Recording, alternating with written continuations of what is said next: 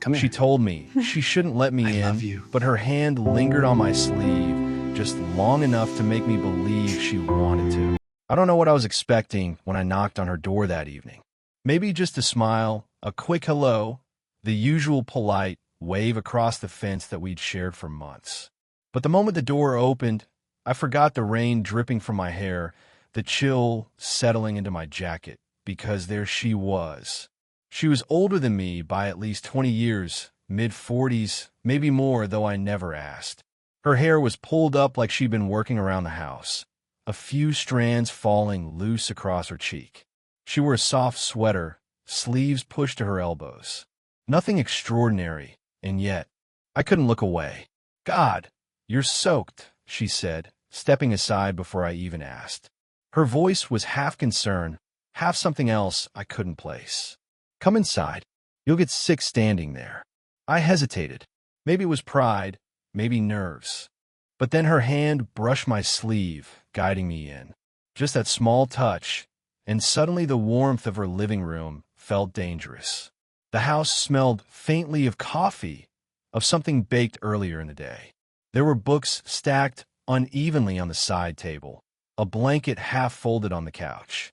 Ordinary things, but they made me aware of how different our worlds were. Hers was lived in, settled. Mine was scattered, temporary. She handed me a towel, her fingers brushing mine longer than they needed to. Neither of us commented on it. "You should sit," she said, though her own body didn't move toward a chair. Instead, she leaned against the counter, watching me. Her arms crossed, but not tightly, like she was protecting herself without really wanting to. I sat, awkward at first, but then I caught the way her eyes lingered.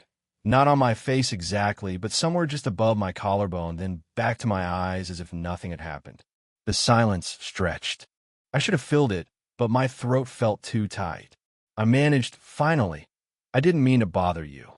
"You're not bothering me," she said too quickly. Then softer, "It's fine."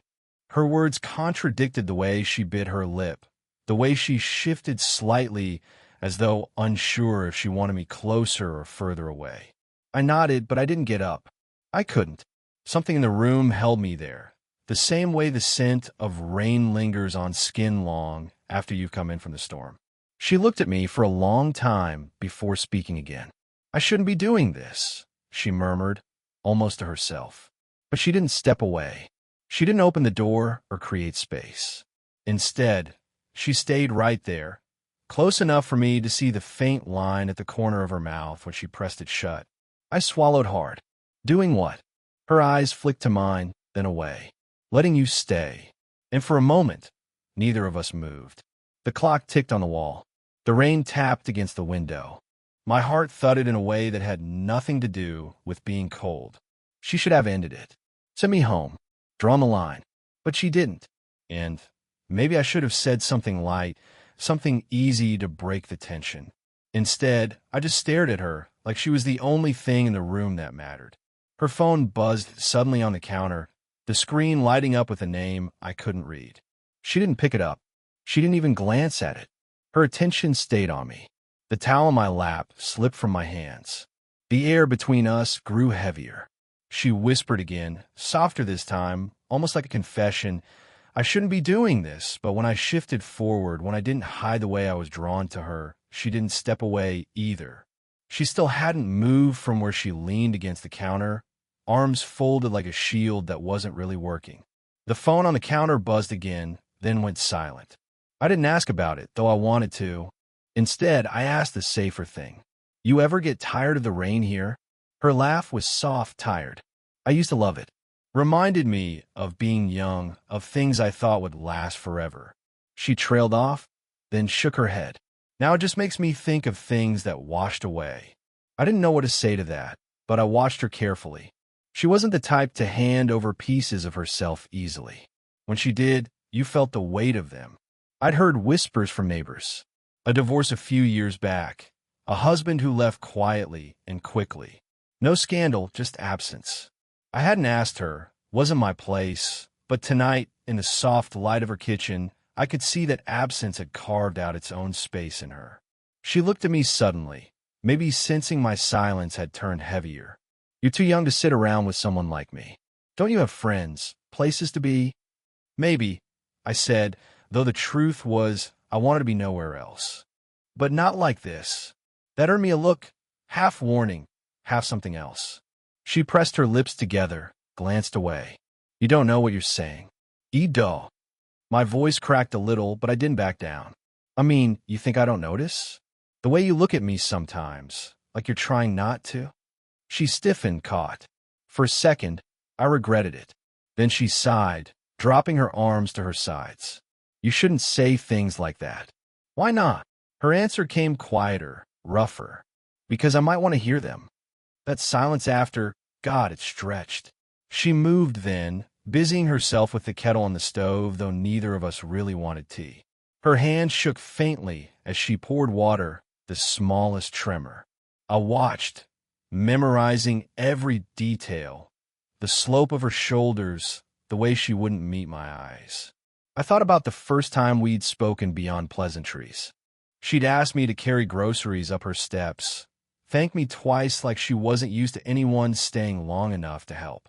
She had looked surprised I didn't just drop the bags and leave. That was months ago, but I still remembered the gratitude in her voice, edged with something lonelier. Now, standing in her kitchen, I realized I'd been chasing that sound ever since.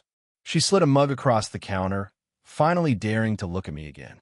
Her eyes lingered too long. Careful, she whispered. You don't know what you're asking for. But when my hand brushed hers reaching for the mug, she didn't pull away. Not right away. Not until it was too obvious. The touch burned, small but undeniable.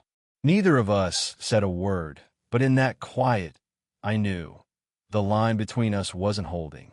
The storm outside had slowed to a drizzle, but inside, the air was thicker than ever. She moved around the kitchen like she was searching for something to do, folding a towel, adjusting a vase that didn't need adjusting. I stood there, useless, every nerve pulling me toward her. Finally, she spoke without looking at me. You should probably head home before it gets too late. But she didn't move to the door. I stepped closer. Do you really want me to? That broke her rhythm. She froze, back still turned.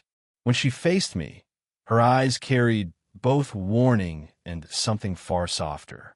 You're making this impossible. I didn't care. I reached for her, not touching yet, just closing the distance. Her breath caught. For a moment, it was just us, so close, so inevitable. Then the knock at the door shattered it. Her whole body jolted, eyes wide. She pressed a finger to her lips, then whispered sharply, "Stay quiet." I backed into the hallway as she went to the door. My chest hammered. A man's voice carried in, older, steady, too familiar. Hey, I saw the light on. Thought I'd check in. I couldn't see him, but I didn't need to. It was him, her ex. The one who still had a key, who still treated the house like it might someday be his again. She answered, her tone calm but strained. It's late, David. What do you want? Just wanted to talk. 5 minutes. A pause. My hand clenched at my side. I could hear her shifting, could imagine her debating, could feel the danger of it all. Finally, she said, not tonight. Firm, strong. His sigh was heavy, dragged out. Then footsteps receded, slow and reluctant, until the night swallowed them. The lock clicked shut. Silence returned, thicker, sharper. When she turned back to me, I expected anger. Instead, her hands trembled as she pressed them flat against the counter. This is exactly why we can't. I stepped out before she could finish, my voice low. But you didn't let him in. Her eyes snapped to mine. For a moment, she didn't breathe. Then, softer, don't read into that. But we both knew I already had. She shook her head, muttering, this is wrong. Even as she stepped closer, not further. I could see it in her, the war she was fighting with herself. Guilt clawing at her ribs, longing pulling just as hard. And me, standing there, knowing if I touched her now it would all come undone. Her hand brushed past mine as she reached for the forgotten mug. The contact was small, accidental, but it lit every nerve in my body. I whispered, unable to stop myself. Tell me you don't want this. Her lips parted, words caught in her throat. She didn't say it. She couldn't. The storm outside had finally gone quiet. But inside her kitchen, nothing was calm. I should have left after the knock at the door. That would have been the sensible thing, the safe thing. But I couldn't. The thought of walking back out into the night, away from her, felt unbearable. She paced the kitchen like a caged thing, arms crossed tight, hair falling loose from its tie. Every movement told me she was fighting herself. And me, I just stood there, afraid if I said the wrong word, she'd push me out for good. Finally, she stopped. Her voice cracked when she said it. Do you have any idea what you're doing to me? The words stunned me. I opened my mouth, but nothing came out. She pressed on before I could. You think this is some harmless little crush? You think I haven't seen the way you look at me? You're young. You'll move on. But me? Her voice broke into a low whisper. I don't get to move on. I live with every mistake, every choice that ruins something I can't get back. She turned away, bracing herself against the counter, shoulders trembling. I stepped closer, heart pounding. You're not a mistake. Her laugh was sharp, bitter. You don't know that yet. I do. My words came too quickly, desperate. You think I don't notice? How careful you are around me. How you stay when you could walk away. You let me in because you wanted to. She spun then, eyes flashing, not anger but fear. Stop. Her voice shook. You can't say that. You can't make me admit it. Why not? Because if I do, her breath caught. I won't be able to stop. The silence between us burned. My chest felt too small to hold what was rising inside me. I took a step, then another, until I was right in front of her. Her hand lifted instinctively, pressing against my chest, not to push me away, but to steady herself. I could feel the heat of her palm, even through my shirt. You're making this impossible, she whispered again, softer this time, more like surrender than protest. I bent slightly, searching her eyes, then stopped fighting it. Her lips parted, and for a breath it felt like gravity itself was pulling us together. The space between us vanished until only a heartbeat remained. Her phone lit up again on the counter. A message preview flashed, just enough for me to catch the word David. She flinched. Her hand lingered on my chest, torn between holding on and letting go. I whispered, barely trusting my voice, "Tell me to leave, and I will." Her eyes searched mine, raw and unguarded. Her mouth opened, then closed. The words never came. The clock ticked, loud in the silence. The rain had stopped outside, but in here, everything was still storming. And then, she leaned in just enough, breath brushing my cheek. Not yet a kiss. Not quite, but close enough that every nerve in me screamed that it was about to happen.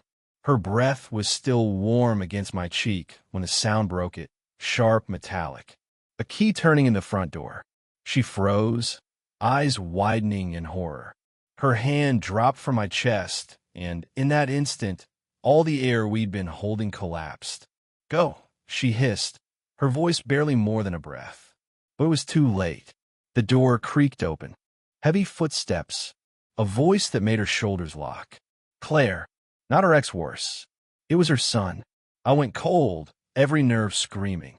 She turned toward the doorway, her body shielding mine instinctively, as if she could erase me from the room. "Hey, Mom," he said, dropping a bag on the floor. "Didn't expect you to still be up." Her reply came sharp, too quick. "Neither did I. What are you doing here? Thought I'd crash for a few nights.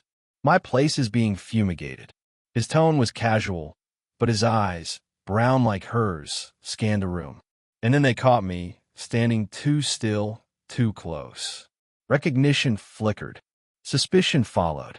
Hey," he said slowly, as if dragging the pieces together. "Didn't know you had company." The silence that followed was brutal. My throat tightened, words stuck.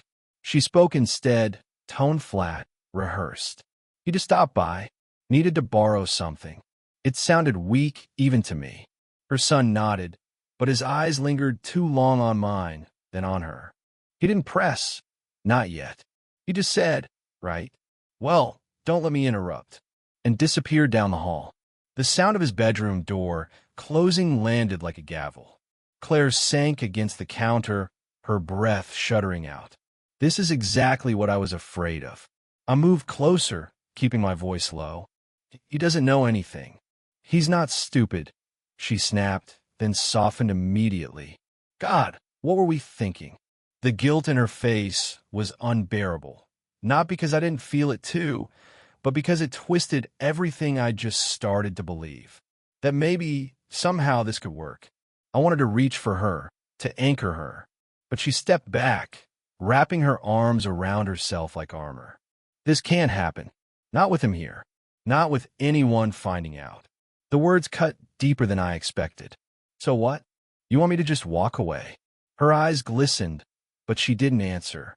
Instead, she whispered, "You should go before he starts asking questions." I stood there, torn open, half of me wanting to fight, the other half knowing she was right. The quiet of the house felt different now. Dangerous, fragile. Finally, I nodded, though my chest felt hollow. Okay, I'll go. But as I reached the door, she spoke again, soft, breaking, almost too quiet to hear. I didn't lie when I said I didn't want you to leave. I turned, but she didn't look at me. Her head was bowed, her hands gripping the counter so tightly her knuckles whitened. The twist wasn't just her son walking in. It was that now I knew, whatever this was between us, she wanted it just as much as I did. And that made leaving so much harder. I didn't sleep that night. Every time I closed my eyes, I saw her face in the kitchen, pale, trembling, torn between sending me away and asking me to stay. By morning, I couldn't stand it anymore. I went back. The house looked the same, but it didn't feel the same. Her son's car was still in the driveway. I almost turned around. Almost. But then the door opened before I could knock. Claire stood there, hair pulled back loosely, eyes shadowed like she hadn't slept either. "You shouldn't be here," she whispered. "Then tell me to leave," I said, my voice rough, too loud in the morning quiet. She hesitated. Her lips parted, then pressed shut. Finally, she stepped aside. I walked in. The living room was dim, curtains drawn. Her son wasn't around, but his presence clung to the walls like a reminder of everything we were risking. She stayed near the door, arms folded tight. "You don't understand what this could do. To him, to me, to you." "I do," I said, "and I don't care." That cracked her composure. She looked at me like I was breaking her heart and saving it at the same time. "You think this is some kind of fairy tale? That age, history, people, none of that matters?" "It matters," I said, stepping closer, "but not enough to make me walk away from the only thing that feels real." Her breath caught. She shook her head like she wanted to deny it, but her eyes betrayed her. "Say you don't want me." I pressed. "Look at me right now and say it, and I'll go. For good." The silence stretched, unbearable. Her hands trembled at her sides. She opened her mouth once, twice, but the words wouldn't come. Finally, her eyes filled. "I can't." The weight of it crushed me and lifted me at once. I closed the last of the distance, and this time she didn't stop me. Her hand reached up first, almost without thought, brushing against my jaw. My chest surged against hers, as if our bodies had already made the choice before our minds could catch up. Then she whispered it, the words I'd been waiting for, the ones that felt dangerous and holy all at once. "I don't want you to go." And I kissed her. It wasn't gentle. It wasn't careful. It was messy, desperate, years of longing colliding in one reckless moment. She clung to me like someone drowning, and I held her like someone finally breaking the surface for air. When we broke apart, foreheads pressed together, both of us breathing hard, she whispered, "This doesn't solve anything." "I know," I said, "but it means something." Her laugh was shaky, almost a sob. "God help me, it does." The sound of movement upstairs reminded us the world hadn't disappeared. Her son, reality, all the things waiting to crash down. But for that moment, just that one moment, we had chosen. The morning after felt unreal. Sunlight pushed through the blinds, soft and golden, cutting across the living room floor where I sat with a mug of coffee, cooling in my hands. The air was too still, the kind of stillness that comes when something irreversible has already happened. She stood at the window, arms crossed loosely, staring out at the wet street. The rain had washed everything clean, but not us. Not what we had done. Neither of us spoke at first. We didn't need to.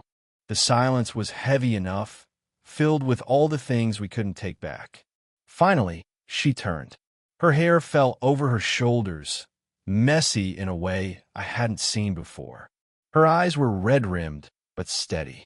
We can't pretend this didn't happen. I'm not pretending. Her lips pressed into a thin line. You don't understand. She stopped, glancing upstairs. The weight of her son's presence hung between us like a locked door. If anyone knew, I set the mug down, stood, moved closer. Then we don't tell anyone. Not yet. This doesn't have to be defined by fear. Her breath caught just slightly.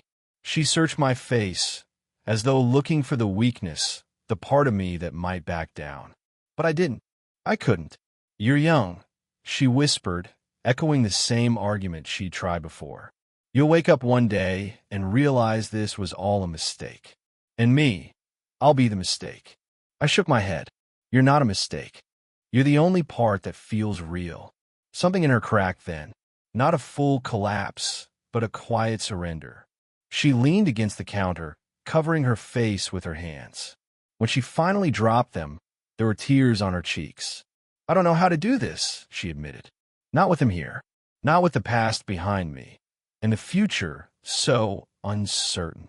I stepped in, brushing the tears from her cheek with my thumb. She didn't flinch. She leaned into it just enough. We don't have to figure out everything today, I said softly. We just have to figure out whether we walk away or try. Her silence stretched long enough to feel like an answer in itself. Then, finally, she nodded, small, hesitant but real. We try. The relief was messy, overwhelming. I pulled her into me, holding her like I'd never get another chance. For the first time, she didn't resist. From upstairs, a door creaked. Her son moving, the world shifting back into place. We broke apart quickly, breathless, aware of the reality pressing in. But even as she stepped back, she gave me a look I hadn't seen before. One that wasn't just fear or guilt or regret. It was something closer to hope. It wasn't perfect. It wasn't safe. But it was ours. And maybe that was enough. Love letter, did you enjoy the story? What kind of stories would you like to hear next? Backhand index pointing right if you love this one. Don't forget to like the video, leave your thoughts in the comments, and subscribe for more heartfelt stories that will keep you hooked until the very last line.